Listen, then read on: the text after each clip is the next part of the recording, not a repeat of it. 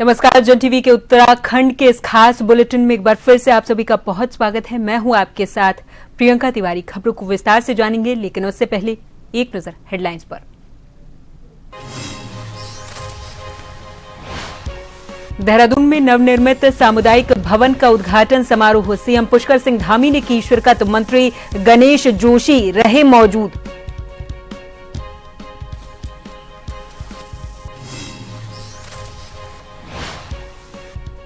जातिगत जनगणना को लेकर भाजपा मुख्यालय में हुई पीसी। प्रदेशाध्यक्ष महेंद्र भट्ट ने कहा कि देश का सामाजिक और आर्थिक ताने बाने का चलेगा पता।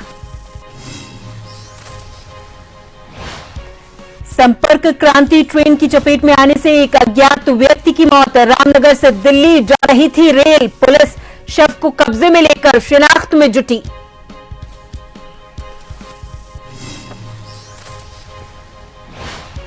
चारधाम यात्रा पर आने वाले श्रद्धालुओं में कोई कमी नहीं। सुरक्षा के कड़े इंतजाम। उत्तराखंड नारसन बॉर्डर पर कांग्रेस के राष्ट्रीय सचिव ने परिवहन अधिकारियों के साथ ग्रीन कार्ड सेंटर का किया निरीक्षण। और मौसम विभाग ने जारी किया येलो अलर्ट। उत्तराखंड में 2 दिन बारिश जारी रहने के आसार। आकाशीय बिजली गिरने, तेज हवाएं चलने का अनुमान।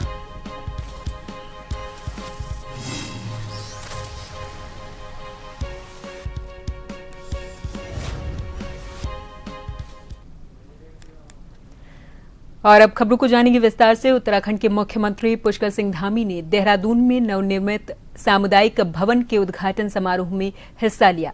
इस दौरान उनकी अगवानी के लिए तमाम भाजपा के कार्यकर्ता और नेता मौजूद रहे।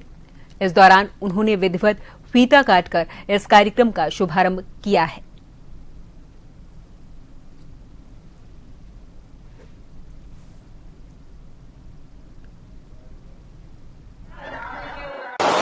आज जो ये सुंदर सभागार यहाँ पर बनकर तैयार हो गया है,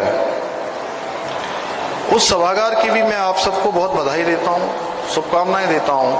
और सच में आज मुझे बड़ा अच्छा लग रहा है। बंशीधर जी, आपने बहुत सारे इससे बड़े बड़े काम कर दिए, लेकिन आज यहाँ पहुँचकर मुझे बहुत आत्मिक खुशी हुई, क्योंकि इस पूरे क्षेत्र में आसपास इस प्रकार का भव्य और शानदार सभागार बहुत कम है।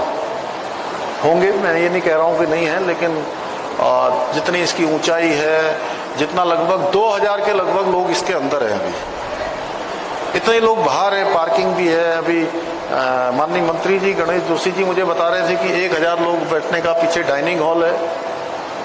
तो बड़ा स्थान ये बनकर तैयार हो गया। राजधानी देहरादून में Harvansh Kapoor memorial community hall का मुख्यमंत्री धामी ने लोकार्पण किया है। राजधानी देहरादून के कैंट एरिया में कार्यक्रम का आयोजन किया गया था। इस मौके पर सैनिक कल्याण मंत्री गणेश जोशी उनके साथ मौजूद रहे। 12 करोड़ रुपए से अधिक की लागत से तैयार कम्युनिटी हॉल का मुख्यमंत्री धामी ने आज लोकार्पण किया है। कैंट विधानसभा की विधायक सविता कपूर, ब्रिगेडियर RS थापा और भारी संख्या में स्थानीय लोग इस कार्यक्रम में मौजूद रहे। मौके पर हरवंश कपूर के राजनीतिक जीवन को लेकर भी चर्चा हुई है। मुख्यमंत्री धामी ने इस दौरान कहा कि Harvansh Kapoor memorial community hall के निर्माण से कई तरह के कार्यक्रम आयोजित होंगे। इससे लोगों को काफी फायदा मिलेगा। उनका कहना है कि सरकार लगातार आम लोगों के हित में कदम उठा रही।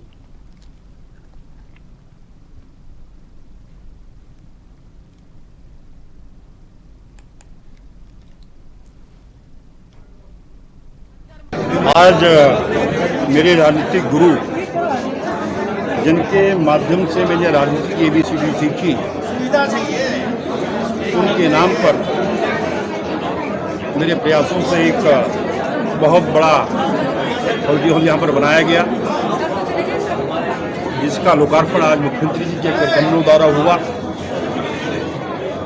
और इसके बनने से यहाँ की गरीब व मध्यम वर्गीय जनता, जो 2.5 लाख, 3 लाख, 3.5 लाख रुपया यहाँ शादियों में खर्च करती थी, बहुत कम दरों पर हम इसको रखेंगे। यहाँ की जनता को उसका लाभ मिलेगा।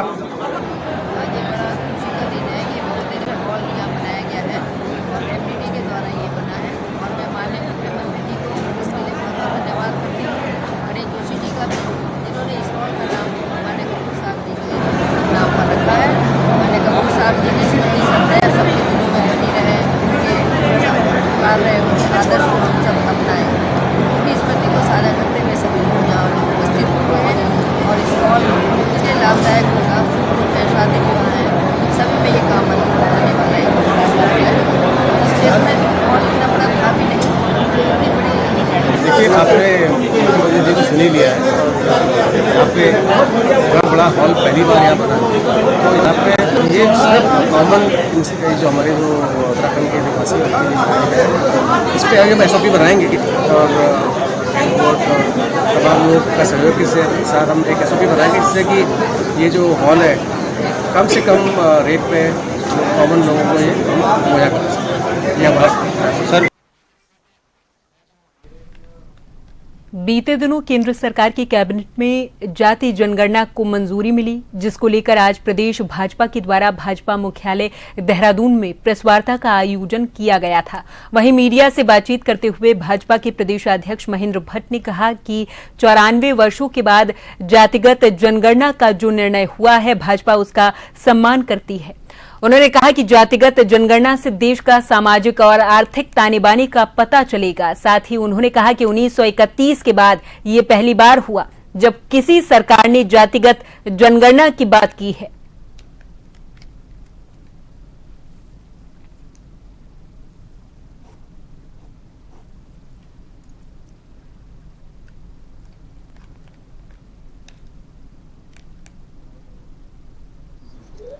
देखिए, जातिगत जनगणना का हम लोग एक प्रकार से हम ही नहीं, पूरा भारतवर्ष लगभग आज़ादी के 94 साल के बाद देश के यशस्वी प्रधानमंत्री मोदी जी ने इस दिशा में एक कदम बढ़ाया है। जातियों के बारे में भिन्न प्रकार के तर्क आते हैं। राज्यों ने भी कुछ स्थानों पर जाति की गणना करने की कोशिश की है, लेकिन राष्ट्रीय स्तर पर जब गणना होगी तो प्रत्यक्ष रूप से हर जाति के बारे में एक संदेश रहेगा, उसके आर्थिक स्थिति का मूल्यांकन होगा और समाज के अंदर जो आरक्षण जिस रूप में दिया जा रहा है उसका लाभ उस समाज को ठीक प्रकार से मिले, उसका एक प्रत्यक्ष रूप से सरकार की जो नीति होगी उस नीति के आधार उसका पालन किया जाएगा। हम प्रधानमंत्री जी मोदी जी द्वारा जातिगत जनगणना की घोषणा की गई है, हम उसका स्वागत करते हैं। तो वहीं देश भर में जातिगत जनगणना कराने के मामले को लेकर लगातार हो रही सियासत अब एक बार फिर से अपनी चरम पर आ गई है। भाजपा सरकार के द्वारा जातिगत जनगणना के साथ ही जातिगत जनगणना कराने की बात की गई, लेकिन सरकार के इस फैसले को कांग्रेस अपनी जीत बता रही है। इधर दूसरी ओर भारतीय जनता पार्टी अपनी पीठ थपथपा रही। अभी इसी को लेकर दोनों दल एक दूसरे पर जमकर कटाक्ष करते हुए नजर भी आ रहे।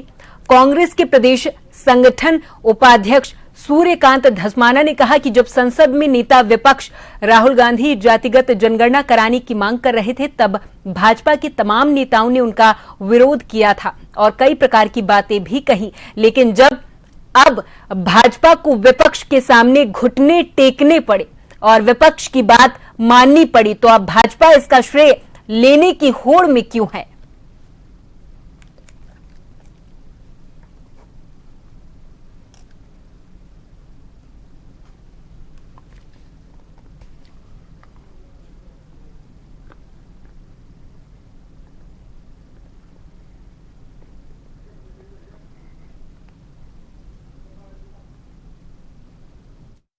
नेता राहुल गांधी जो इंडिया ब्लॉक के पार्लियामेंट के अंदर नेता हैं, लोकसभा में विपक्ष के नेता हैं, उन्होंने संसद के अंदर ही ऐलान किया था कि हम जातीय जनगणना करवा के रहेंगे, इस संसद से ही पास करवा के रहेंगे। यह ऐलान किसका था? राहुल गांधी का।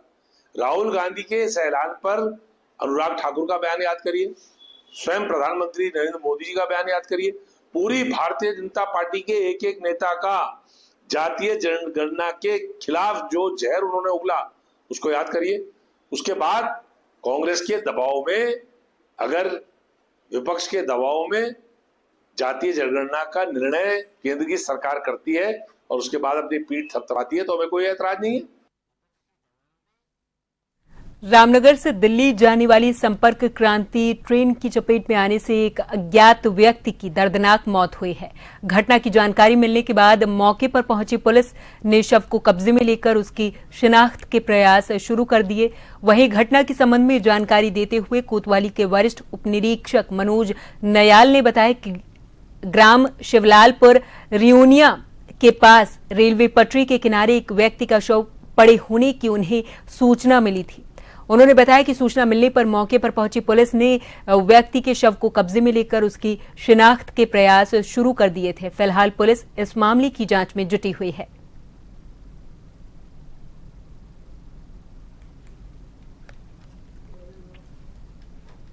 शिवलालपुर रियूनिया के पास पटरी के किनारे ट्रेन से टक्कर मारकर एक व्यक्ति की मृत्यु होने की सूचना थाना को प्राप्त हुई, जिस पर आवश्यक कार्रवाई करने हेतु पुलिस बल मौके पर पहुंचा। पुलिस बल ने शव को कब्जे में लेकर पंचायतनामा की कार्रवाई की जा रही है तथा शव की शिनाख्त करने के प्रयास किए जा रहे हैं। और यहाँ पर वक्त है एक छोटे से ब्रेक का। फौरन हाजिर होंगे कुछ और खबरों के साथ।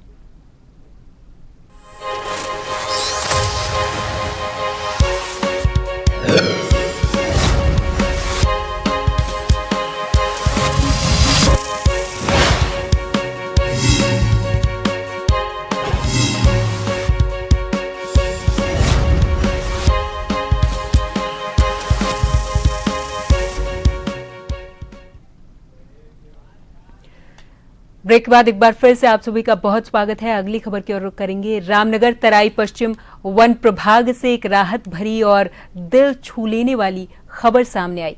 बता दें कि घायल और असहाय हालत में मिली एक मादा बाघिन न सिर्फ अब स्वस्थ है बल्कि अब अपने जंगल की दुनिया में लौट चुकी है।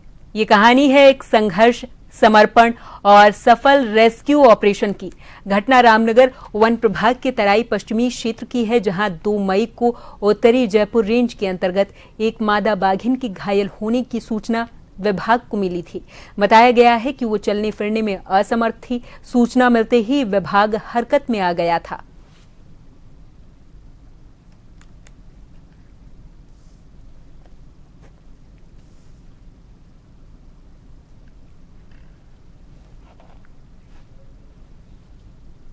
उत्तरी जसपुर रेंज तराई पश्चिम प्रभाग के अंतर्गत एक मादा बाघ घायल अवस्था में दिख रही थी, जिसको 2 तारीख को जिसकी हमें सूचना मिली कि जिसके पैर में कुछ प्रॉब्लम है और वो सही से चल नहीं पा रही है। तो उसके बाद उसका 3 तारीख को रेस्क्यू किया गया। रेस्क्यू करने के बाद डॉक्टर द्वारा उसका ट्रीटमेंट ढेला रेस्क्यू सेंटर में किया गया। उसके ढेला रेस्क्यू सेंटर में ट्रीटमेंट के बाद उसका चेकअप किया गया, जिसमें वो फिट पाई गई। तो डॉक्टर ने उनको रिलीज करने का निर्णय लिया, तो उसको वापस उसी स्थान पर जहां से रेस्क्यू किया गया था रिलीज कर दिया गया।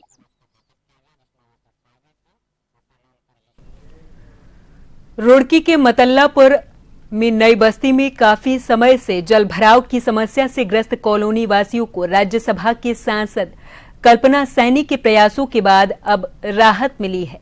उन्होंने अपनी निधि से इस इंटरलॉकिंग सड़क का निर्माण कराया और इसी का निरीक्षण करने पहुंची। कल्पना ने कहा कि इस कॉलोनी के लोगों को सड़क न होने से काफी परेशानियों का सामना करना पड़ता था, जिसके चलते उन्होंने कॉलोनी वासियों को राहत देने के लिए अपनी निधि से सड़क का निर्माण करवाया है, जिसका निरीक्षण करने वो यहां पहुंची। और यही नहीं, अब तक वो ना जाने कितनी सड़कों का निर्माण करवा चुकी हैं और आगे भी उनके प्रयास से विकास कार्य लगातार जारी रहने वाले हैं।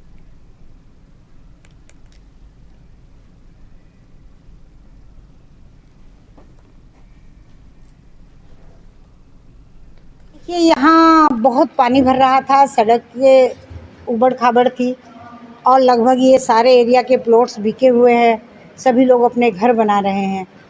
तो मुझे लगा कि जो है यहाँ रास्ता खराब है, तो एक इंटरलॉकिंग की सड़क का प्रपोजल मेरे पास अनुज जी ने भेजा, तो मैंने उस प्रस्ताव को स्वीकार किया। यहाँ ये जो लोग कॉलोनी के निवासी हैं बहुत दुखित हैं, पैदल भी अपने घर नहीं आ पाते थे। इतना यहाँ पानी कीचड़ भरा हुआ था कि चलना मतलब पैदल भी निकलना संभव नहीं था। यहाँ बहन जी के पास एक दिन इकट्ठे हो गए थे, बहन जी को अपनी समस्या सुनाई, बहन जी ने सब लोगों की समस्या सुनते ही इस पर जो उन्होंने अपना भाई इसको प्रस्ताव मंजूर करके और ये सड़क बनवाई। इससे जो हम बहन जी के बहुत बहुत आभारी हैं। उत्तराखंड के हल्द्वानी में उत्तर भारत का पहला गम गार्डन बना हुआ है, जो स्थानीय लोगों के लिए आजीविका का नया स्रोत बन चुका है। देखिए रिपोर्ट। उत्तराखंड के हल्द्वानी में वन अनुसंधान केंद्र के अंदर उत्तर भारत का पहला गम गार्डन है। 2018 में स्थापित इस उद्यान में 20 से 25 अलग अलग किस्मों के 861 से ज्यादा गोंद उत्पादक पौधे हैं। हमने लालकुआं में 2018 में ये इस तरह का जो है एक पार्क या गार्डन स्थापित किया था। इसमें लगभग 20 से 25 प्रजातियां गोंद और प्राकृतिक रंगों की दोनों को मिला के, अगर हम गोंद प्रजातियों की बात करें तो बाकली उसमें सबसे प्रमुख है, क्योंकि इससे जो गोंद निकलता है वो बहुत ही अच्छे गुणवत्ता का माना जाता है खाद्य पदार्थों में यूज होने के लिए। इसके अलावा हम लोगों ने मध्य भारत में भी पाई जाने वाली गोंद की कुछ प्रजातियों को यहाँ रोपण किया है। उनकी भी अतिजीविता और वृद्धि संतोषजनक है। 2018 में लगाए गए ये पेड़ अब प्राकृतिक गोंद पैदा करने के लिए तैयार हैं, जिससे स्थानीय लोगों को आय का एक नया स्रोत मिल रहा है।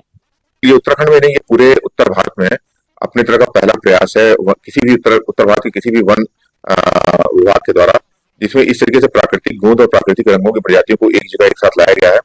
तो इसका उद्देश्य न केवल एक आम लोगों को जो भी इसमें कार्य करना चाहें आजीविका के लिए उनको जोड़ना भी है, बल्कि इन प्रजातियों के बारे में आम जनता में, एक स्थानीय लोगों में एक जागरूकता उत्पन्न करना भी है।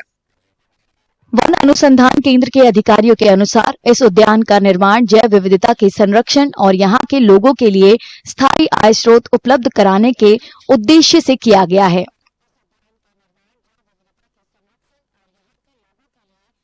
वर्तमान परिदृश्य को ध्यान में रखते हुए राजभवन में सर्वधर्म गोष्ठी का आयोजन किया गया था। इस आयोजन में राज्यपाल लेफ्टिनेंट जनरल गुरमीत सिंह सेवानिवृत्त, मुख्यमंत्री पुष्कर सिंह धामी और सभी धर्मों के प्रतिनिधियों ने प्रतिभाग करके देश की एकता अखंडता के प्रति अपनी प्रतिबद्धता दिखाई है। इस अवसर पर राज्यपाल ने कहा कि यह आयोजन राष्ट्र के प्रति हमारे साझा उत्तरदायित्व की अभिव्यक्ति है। राज्यपाल ने कहा कि हम सब यहां धर्म, जाति और मत की सीमाओं से दूर एक साथ खड़े हैं।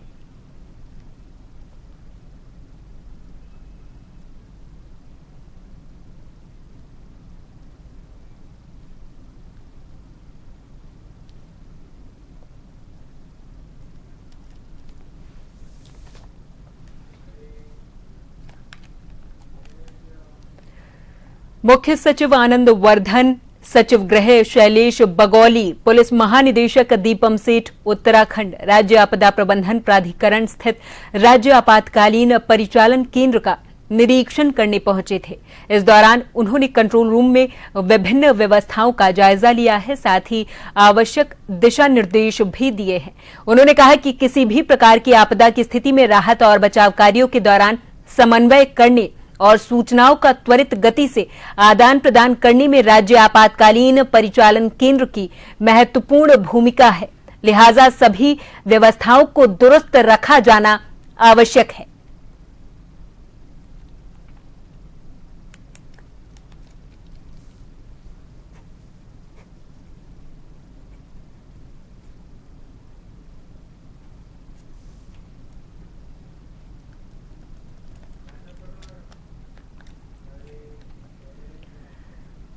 और इसी के साथ इस बुलेटिन में फिलहाल के लिए मेरे साथ बस इतना ही। आप देखते रहें जन टीवी। नमस्कार।